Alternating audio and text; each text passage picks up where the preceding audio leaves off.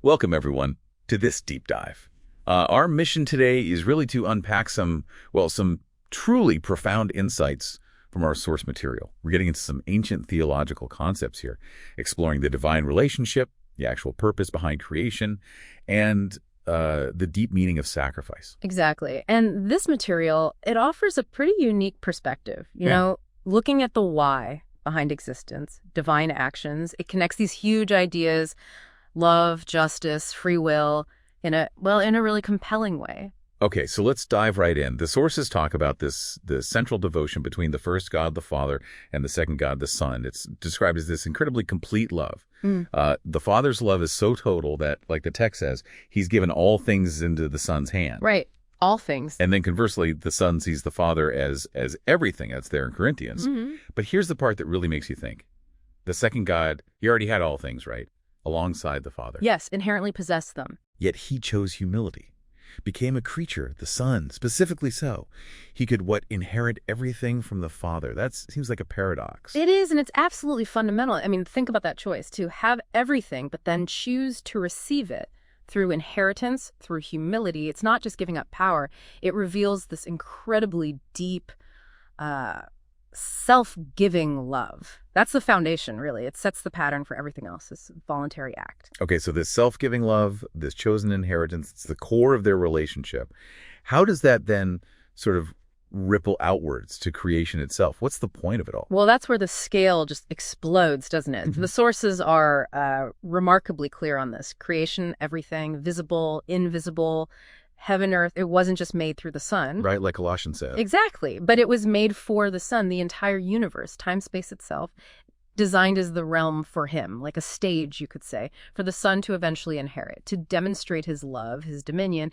It was all part of the Father's plan to grant everything to his Son. Wow. Okay, so creation isn't just a backdrop. It's intrinsically linked to the Son's inheritance. The completion of one ties into the other. Precisely. But, I mean, as humans stuck in time-space, can we really wrap our heads around the infinite scope of that? That's a really important point. We are finite. We exist within this creation. So we can only grasp what's revealed to us, you know. Our sources stress that. We get glimpses enough to understand the purpose, maybe. But the full transcendent picture, that's beyond us. Understood. So within this grand unfolding design, we get to the cross, a truly pivotal moment. And our sources suggest it's about much more than just atonement. It seems to have this multifaceted role. How does it connect to inheritance, love, justice? Right. It builds directly on everything we've discussed. The cross is presented as the ultimate proof. Through that sacrifice, the Son demonstrates God's love, God's perfect justice, and crucially, proves the truth of his commandments. Proves the commandments. How so? Well, it also proves himself, you see. He inherits dominion through this act of perfect obedience, even unto death. And then there's the ripple effect. The atonement makes way for the Holy Spirit to come to believers. Okay. And empowered by the Spirit, they can actually overcome sin. This leads to what's called a resurrection transformation. Resurrection transformation. Yeah, it's not just about the afterlife. It's a spiritual transformation now. It enables people to actually live God's law, which serves as powerful proof that the commandments aren't just some impossible ideal, but they are, in fact, livable. So that's how it proves them.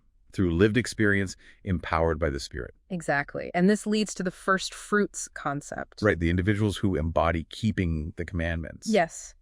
They become the living, undeniable proof. When that truth is demonstrated so clearly, it removes doubt about God's love and justice. And that ultimately perfects free will. That's the connection. It perfects the imperfect free will of creatures. Think about the depth of it. The Son's willingness to be abandoned, even by the Father. A staggering thought. It was necessary, according to the sources, necessary to fully show God's love, not as theory, but as a reality within time-space. And through that ultimate act, our flawed free will finds its path to perfection.